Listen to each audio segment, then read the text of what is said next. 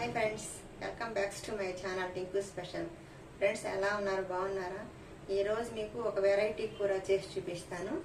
అన్ని కూరగాయలు కలిపి మనం కలగూర గంప కూర అంటే మిక్స్ వెజిటేబుల్ కర్రీ అనమాట. మిక్స్ వెజిటేబుల్స్ కర్రీ తయారు చేసి చూపిస్తాను. మీరు ఆ ప్రాసెస్ నేను ఎలా తయారు చేస్తాను, ఏమేమి వేసాను అవన్నీ చూసి నేర్చుకోండి. చాలా బాగుంటుంది. మీకు ఈ కూర కర్రీస్లోకి, చపాతీ, రోటీ, పుల్కా, దోశల్లో కూడా బాగుంటుంది. మీరు ఒకసారి ట్రై చేసి చూడండి.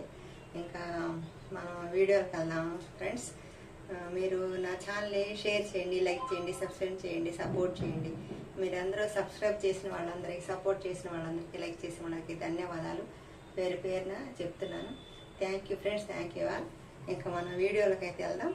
కూర ఎలా తయారు చేయాలో నేను మీకు చూపిస్తాను, చూసి నేర్చుకోండి. Thank you friends.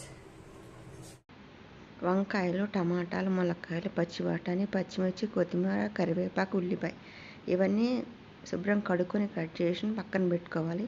కడాయి తీసుకుని తగినంత ఆయిల్ వేసుకొని 2 ఎండుమిర్చి, కొద్దిగా తాలింపు గింజలు అంటే పోపు గింజలు వేసుకొని, తర్వాత ఉల్లిపాయని వేసుకొని, తర్వాత కరివేపాకుని వేసుకొని, తర్వాత పచ్చిమిర్చి వేసుకోవాలి. ఆ తర్వాత సరిపడినంత ఉప్పు వేసుకొని, ఒక అర స్పూను పసుపు వేసుకొని చక్కగా వేయించుకోవాలి. ఇలా వేయించుకుంటే మనకి ఉల్లిపాయలు మీడియంగా ఫ్లేమ్ మీద వేయించుకుంటే చక్కగా వేగుతాయి. అంటే బాగా వేయించుకోకూడదు, ఈ కూరకి ఈ మాదిరిగా వేయించుకోవాలి. ఇలా వేయించుకున్న దాంట్లో మనం ములక్కాయ ముక్కలు, తర్వాత ఈ పచ్చి బఠానీలు అంటే ఉడకబెట్టకూడదు, పచ్చి బఠానీ ఊరకనే ఇందులో వేయంగానే ఈ మనం 10 నిమిషాలు మీడియం ఫ్లేమ్ మీద ఉడికించుకుంటాం కాబట్టి త్వరగా ఉడికిపోతాయి. తర్వాత కట్ చేసి పెట్టుకున్న టమాటాలు కూడా వేసుకొని చక్కగా ఈ 3 కూరగాయ ముక్కల్ని చక్కగా ఈ నూనెలో వేయించుకోవాలి.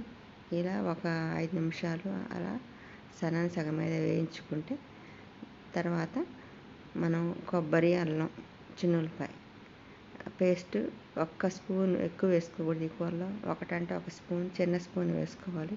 ఇవన్నీ వేసుకొని మరలా ఒకసారి ఈ కూరని కలిగి పెట్టుకొని ఒక 5 నిమిషాలు మూత పెట్టించుకొని సగం మీద ఉడికించుకోవాలి. ఇలా ఉడికించుకున్న తర్వాత మనం వంకాయ ముక్కల్ని చక్కగా కడుక్కొని ఉప్పులో వేసుకొని కట్ చేసి పెట్టుకున్న వాటిని ఈ మిశ్రమంలో చక్కగా వేసుకొని మళ్ళీ ఒక 2-3 నిమిషాలు ఇలా కలిగి పెట్టుకోవాలి. ఇట్లా కలిగి పెట్టుకుంటే వంకాయలు కూడా ఈ నూనెలో చక్కగా వేగుతాయి. ఈ 3 కూరగాయ ముక్కలు చక్కగా ఈ నూనెలో వేగితే మనకి బాగా అంటే మెత్తగా ఉడుకుతాయి అన్నమాట. ఇలా ఉడుకుతాలంటే ఒక 5 నిమిషాలు మరలా మూత పెట్టుకొని ఈ అల్లం వెల్లుల్లి పేస్టు, ఈ ఉప్పు, పసుపు ఇదంతా ఈ కూరగాయలు పడుతుంది. అందుకని మనం ఇలా కలిగి పెట్టుకోవాలి.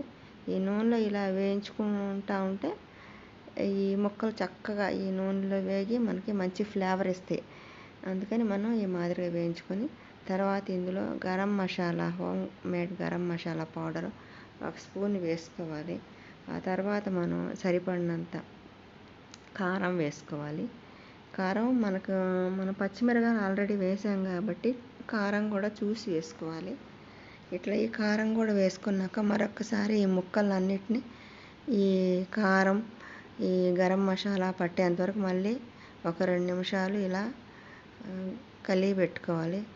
ఇందులో మనం కొద్దిగా ఒక అర గ్లాసు వాటర్ వేయాలి. ఇవి కొద్దిగా చింతపండు నానవేసి ఆ పై నీళ్ళని ఇందులో వేయాలి.